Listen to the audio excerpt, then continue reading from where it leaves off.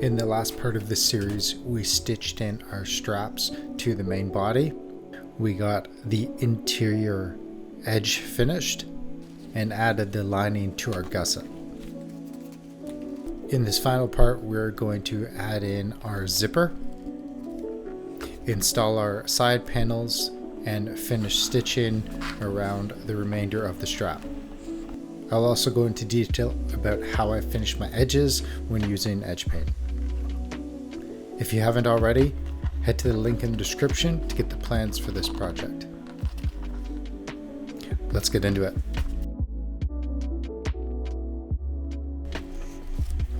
To attach the zipper to the main panel, I decided to use this double-sided tape. This is also called basting tape. I've left a link in the description where you can get this. The reason I like using this for installing zippers is because if you don't get your zipper perfectly lined up and the teeth aren't straight, you can simply pull the zipper off, remove the tape, add a new piece, and then try again. You're going to line up your zipper tape to the inside of the corner stitch hole. Then flip the piece over, remove the basting tape from the inside, and then stick it down. Sometimes I've had this basting tape come loose while I'm handling the piece, so I like using these locating pins to keep the zipper in place while I'm stitching it. I've also left a link in the description where you can get these.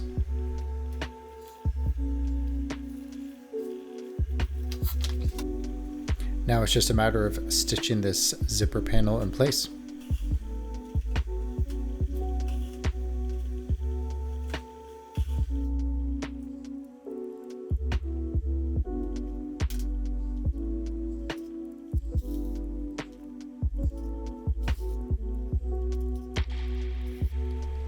To install the other half of the zipper on the other panel, I'm going to add the basting tape to the zipper itself versus adding it to the panel.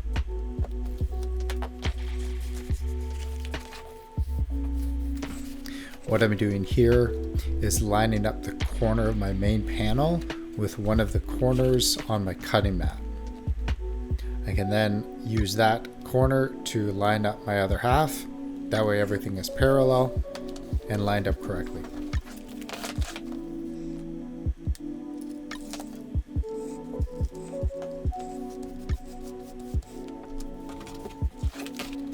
Depending on the zipper tape you're using, you may need to punch through that tape with your stitching irons. I find some brands of zippers have a thicker fabric to them, and in those cases I find it easier to punch through that fabric, creating a hole so that it's easier to stitch.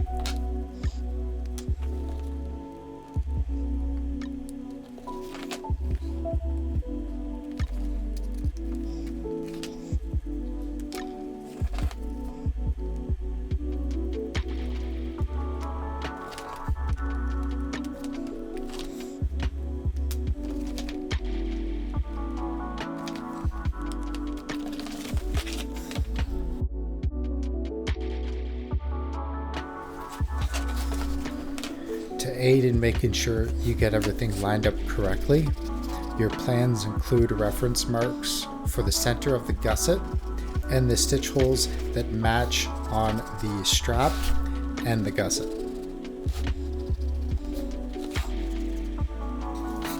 To start, I used 2 locating pins in the 2 center holes on the gusset.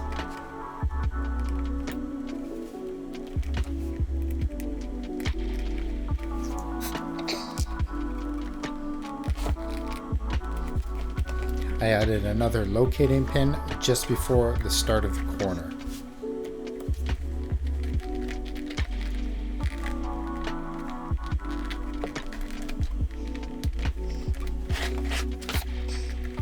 I then wrapped the gusset around the corner and then added a locating pin in the marked position from my pattern. I added another pin on that same side just before the corner starts. And then I did the same thing on the other side.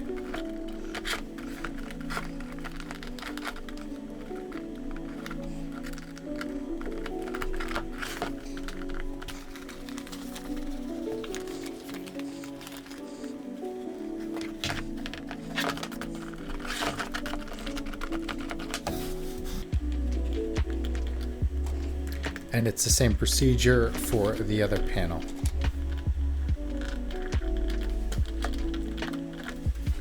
These locating pins have become fairly essential for me in my bag making process. Because I double punch all of my pieces, making sure the holes line up when I assemble it is essential. Not only locating the holes properly, they also act as small clamps, so I don't need to use binder clips when attaching a gusset to a panel.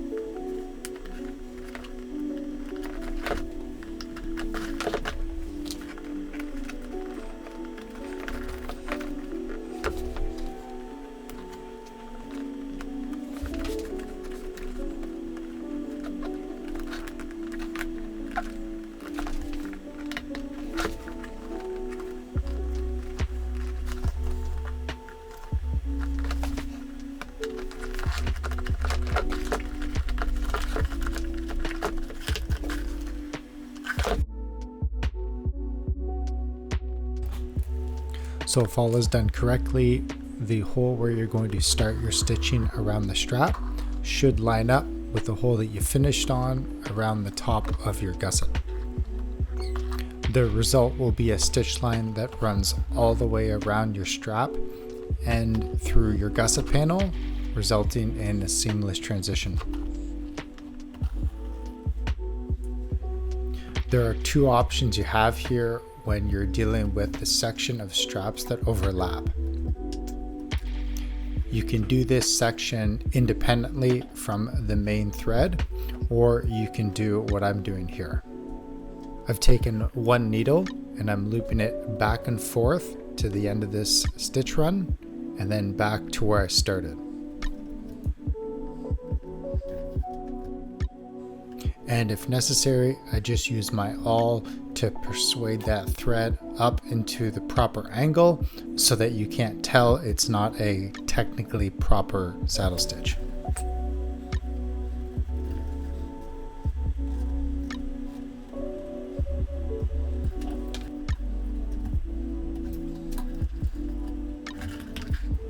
I then continue stitching just to the end where this strap overlaps the other.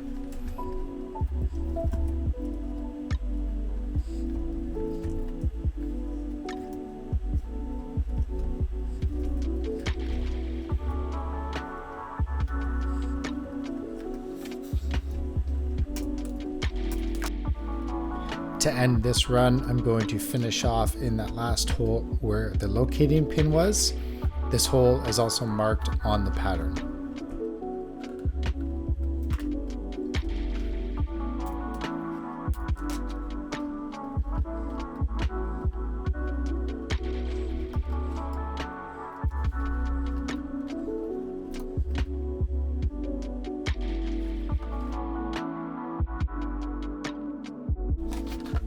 To stitch the gusset in place, you're going to start and stop where we finished off that strap. Stitching around the corners when you've pre-punched it can sometimes be a bit tricky.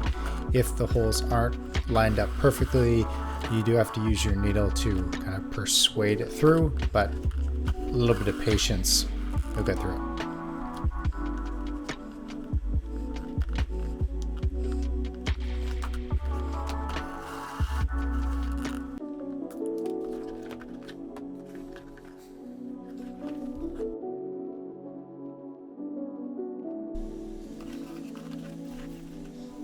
The key to getting a good edge, whether it's polished or painted, is making sure that edge is perfectly smooth and flat.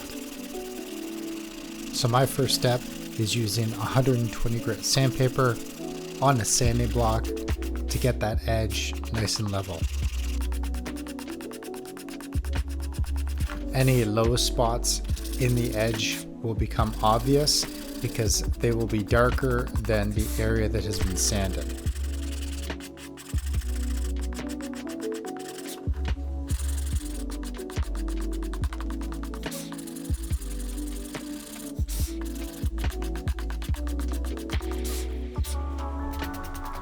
I'm also going to sand down the outside edge of this strap.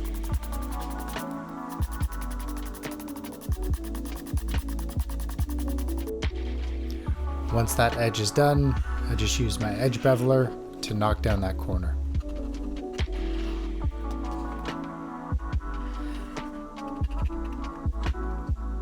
I start by applying a very light coat of edge paint to the surface.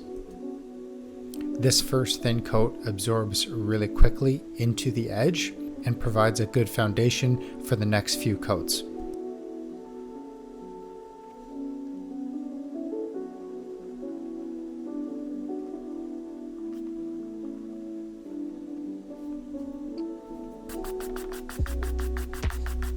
I can then sand down this initial layer with 220 sandpaper on the sanding block. Depending on how smooth you got the edge before applying the paint, you may need to stick with 120. This first initial coat is also going to show you where the lowest spots are on your edge. So depending on how much preparation you did, you could very well end up removing the majority of this first coat. If that's the case, just apply another thin coat.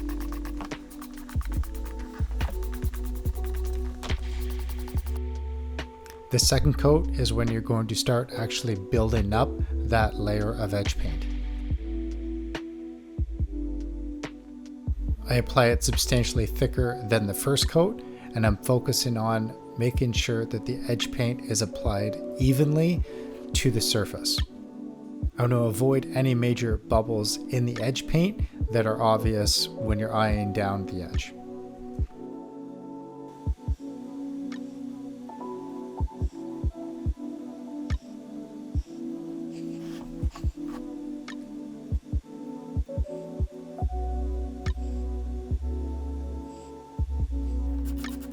Sanding down this second coat, I use 220 grit sandpaper without the sanding block.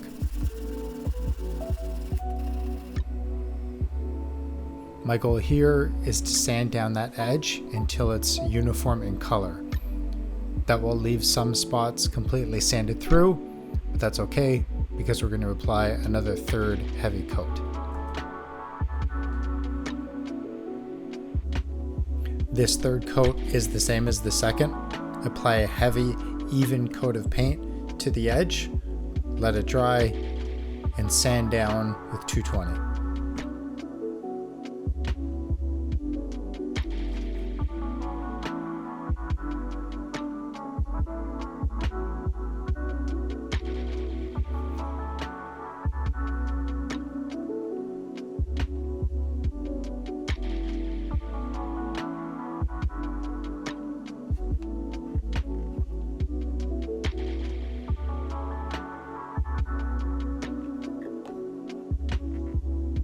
The final step is adding a nice thin layer of Columbus wax to bring a bit of shine to that matte edge. I'm using the spatula tip for my creasing iron machine to smooth out that wax. You can do this with just a canvas cloth, but it takes a lot longer if you don't have heat.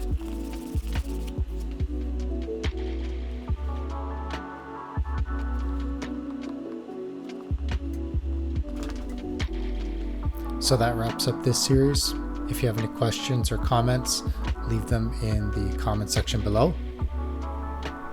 If you want to get plans for this project, you can head to my website, norfolkhandmade.com. I've also left a link in the description. And if you end up making this bag, share it with me on social media over on Instagram, norfolk.handmade. Thanks for watching, everyone.